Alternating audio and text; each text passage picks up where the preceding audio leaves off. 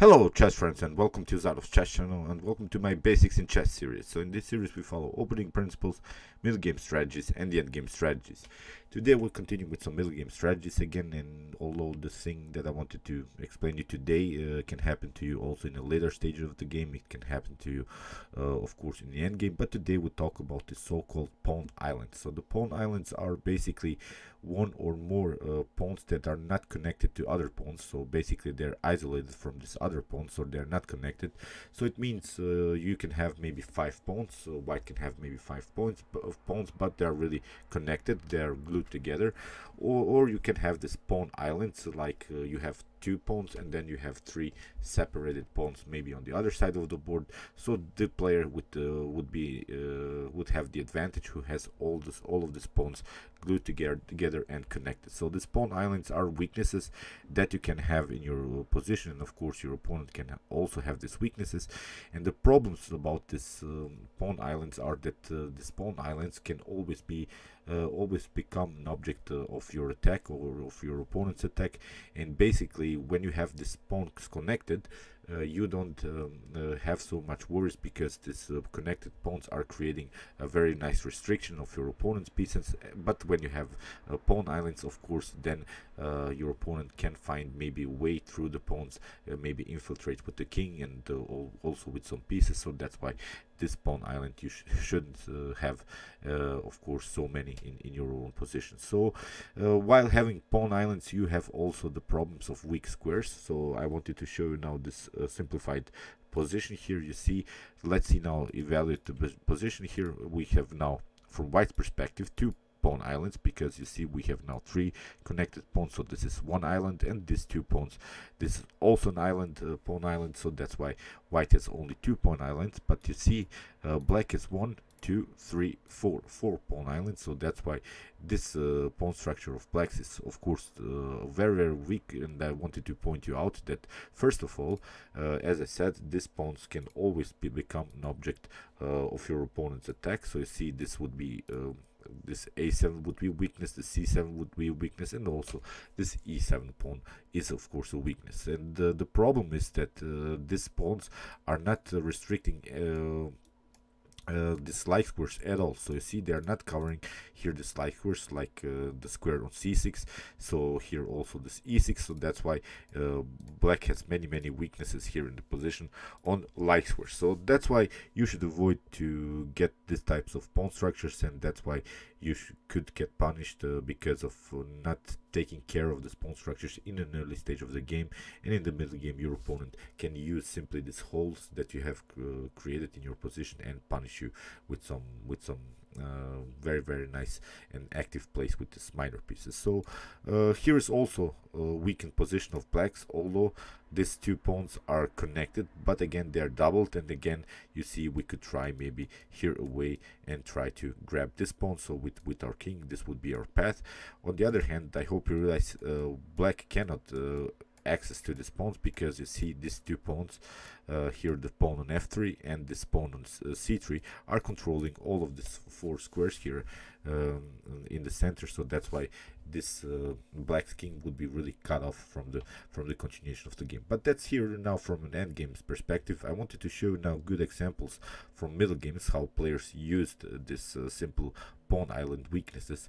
The first instructive game that I wanted to show you, it was played by Vladimir Kramnik here with the white pieces. And as I said in my previous videos, all of these examples that I use now, I'm gonna show you in the description below, so you can analyze it for yourself. Here you can pause the video and try to create as many as possible of these pawn islands with a simple move. And here black found this very nice aggressive move here, the move e5. It breaks now really this pawn structure here in the center. It creates more pawn islands, and in the continuation, queen on c4 was played, queen on f6. We have d takes e5, and now knight takes on e5. And again, I hope you realize now we have this 3 pawn islands, these 2 connected pawns here, these 2 connected pawns here, and also this pawn island on e4. On the other hand, black has only 2 pawn islands, because he has two pairs of three connected pawns, so that's why this is a healthy pawn structure, and of course this should be a better position here for black. So after queen on d4, here black tried rook on a8, simply queen on e3, competing here on the d file. I'm not going to show you all of these moves from this tactical point of view. I just want you to realize how this pawn islands can become a problem in the middle game. After rook on e1, we have knight on c5, and you see already this c5 becomes a weakness. So that's why queen on d4, we have knight on f6, again queen on e5, just simply pushing forward here, and now rook on e8, again playing also against this isolated pawn. So you see white is a little bit stretched to defend both of these weaknesses, this weak pawn on e4 and also this weak pawn on c5. Rook on d8, rook takes on d8, bishop on d1 was split, and now knight on d4. Now now white cannot defend both of these pawns. We have bishop on c2, but now rook on c4, we have king on b1, and now rook on c5. Basically this is now already a completely winning endgame here for black, because we have now again this target here, and you can never advance this pawn because we have now a very powerful restriction of this knight. You see how black simply stayed with this very nice pawns here, and that's why he had a completely winning endgame here. Queen on d2, here we have rook on c4, queen on d8, and now knight takes on e4, bishop takes on e4, knight takes on e4, rook takes on e4, and in this position white simply resigned, because now there are too many pawns that black has gained here, and of course it's a completely winning endgame for black. So let's see now another game. Here it's a very complex game. It's really a dynamic game here in the center, but when you evaluate this position, you should always evaluate your first of all your pieces. So we can notice that this queen is very active. It has a good diagonal. It creates, combined with its bishop, a very annoying pin against the queen here on d3. So white is a little bit stuck to the defense of this pawn, of this knight on e4. So queen on e3 would be such an idea to maybe get out of this pin, but basically white doesn't have the time to do that, because black will play a very aggressive move, but again simply applying the strategy of creating pawn islands. So you see these pawn islands you can use also in this very complex stage of the game. Here after the move h4, here black tried simply a very tricky move, h6.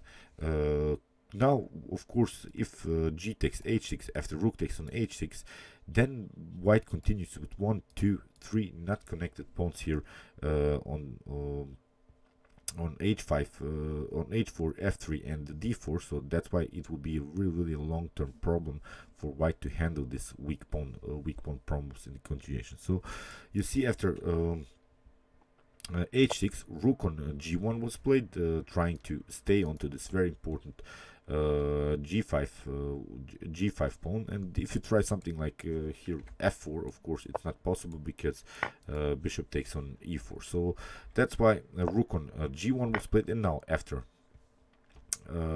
h takes g5, we have h takes g5, because you cannot of course take with the knight, and you cannot take of course with the rook. But even if you could, if we wouldn't have even this pin, then again it's bad here for white to take out with the knight, because then you have another pawn island, another weak pawn on h4. So that's why white is desperately trying here to connect his pawns.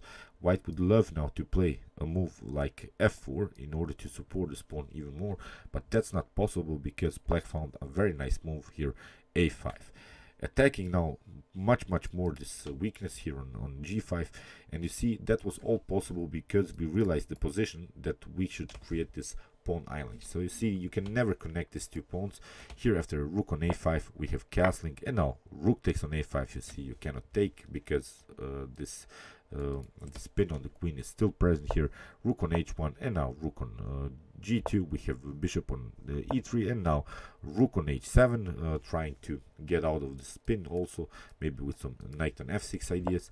We have rook on g1, rook takes on g1, rook takes on g1, and now bishop on f5, simply improving the position of the bishop. c4, we have knight on f6, continuing to play on the spin. We have knight on c3, and now rook on h3, simply continuing attacking. Again, now we're attacking another weakness, another pawn island, another isolated pawn, but that was all possible because, as I said, this h6 move was the key attacking move in black's position, and that's why now it's really easy to find the best next move. So queen on f1 was played. We have king on f8, not a problem, just improving the position of the king. Knight on g5, we have rook on h2, bishop on d2, and now queen on d7.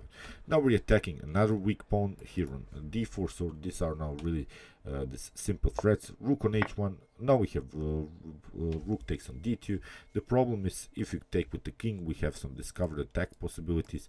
This knight is also very endangered here. Rook on h8 was played, but now knight on g8, we have bishop on b1, but now bishop on g5, and in this position white resigned. So you see this creating this simple weakness, this simple isolated pawn, or this pawn island, brought here black a very comfortable game, and that's why you see the next move you don't even have to calculate so much. It comes really natural to you, the next moves, and I think this is really an instructive example of this creating weak pawn island. So let's see now example. It's a game played by Magnus Carlsen against Hikaru Nakamura. This game will also be in the description below.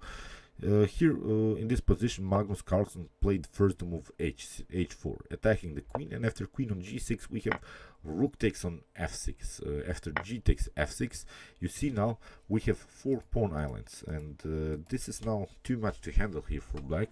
There are too many weaknesses because the pawns are not connected. Now we have weak h5 pawn, we have a weak f5 pawn, we have also weak d5 pawn. This bishop's activity is perfectly fine, although you can try to compete here maybe on the second rank, but you cannot activate these pieces very fast because Magnus Carlsen is now on the move, and he played simply queen on f4, simply attacking these weaknesses. If Magnus takes out maybe here this pawn on d6, then we would have this another very important strategical element. It's the so-called supported pass pawn. So this pawn on the d5 would be very dangerous and would deflect all of these black pieces from this potential promotion. So here rook on b2, Hikaru is trying to counterplay here on the second rank, but now bishop on h5, kicking away the queen. We have queen on g7, and see how the queen is now pushed away. Here bishop on f3, simply Magnus Carlsen keeps all of these pieces really compact, and the weaknesses are staying here on the board. We have still this d6 weakness, still this f6 weakness, and we have still this h6 weakness, and basically you cannot do anything about it. So you have to maybe try to double up rooks here, maybe on the second rank, but again it doesn't bring you so much because Magnus Carlsen's attacking ideas are much more clearer here. It's much easier now to find our targets, and of course these are the weak pawns. Rook on a8, you see Hikaru is desperately trying now for some counterplay ideas, but now d5, kicking away the bishop. You see how easy these next moves are now for Magnus Carlsen, but this was only possible because he created this pawn island. So bishop on c8, knight on h5, again an attacking move. You have to react. Queen on f8, knight takes on f6, again you see black has to react. King on h8, and now rook on c1. We want to bring the rook, of course, on maybe on the 7th rank, also maybe on the 6th rank, attacking this d6 weakness. The queen is stuck to the defense of this h6 pawn, so you can never move the queen because you get even checkmated. King on g7 was played, and now very nice move, e5 by Carlsen, trying queen takes on e5, and with some discovered attack possibilities even to checkmate here. Hikaru d takes e5, and now knight on h5. You see again black has to react, but now king on h7, and now bishop on e4, and in this position Hikaru resigned. You cannot prevent any more this checkmate threats. In the next move you're going to get this queen on f6 idea, or queen on queen on e5 and take out the rook even.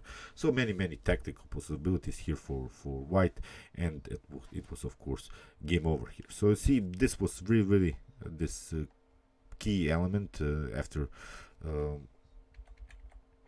the move here h4. Then after queen on g6, rook takes on f6, a very nice positional sacrifice, g takes f6, and now queen on f4. These pieces are really nice attacking formations. We don't have so many weaknesses. You see, we have 2 pawn islands, but this is a really good connection between the pieces. So you see, Hikaru didn't find any counterplay here at all. Okay, I hope you realize these ideas. As I said, these are the main principles of the pawn islands. So the pawn islands can always become an object of your attack. The pawns don't have a good central control. They are not controlling so many squares in the center, and also while having these pawn islands, you have also weak squares, and you see how Magnus Carlsen in this game used these weak squares in order to attack Hikaru Nakamura. So as said, be careful while playing these openings and middle games. Don't allow your opponent to create these weak pawns and these isolated pawn islands, because you see, sometimes in chess you can also go into an endgame. So basically, going into an endgame can be a strategical element of the middle game. So when you have created maybe pawn islands in your opponent's position, simply trading off the pieces can lead into an endgame, but then you really win the endgame because you have a much healthier pawn structure. So as I said, going into an endgame can be a strategical element of the middle game. So be careful with these pawns. The pawns are the soul of a chess game, and you see why in these types of positions. So okay, I hope you enjoyed this video. Meanwhile, you can watch my other basics in chess videos with some more opening principles, middle game strategies, and the end game strategies. And you can also watch my chess tactics and chess puzzles videos, in which I show you all of the possible tactical motifs that can happen in the chess game. And you can also watch my videos how to spot chess tactics, in which I show you how you can really recognize some tactical possibilities in your own middle game. And you can also subscribe to my channel if you like this content. Thanks you for watching, guys, and chess is the best, of course.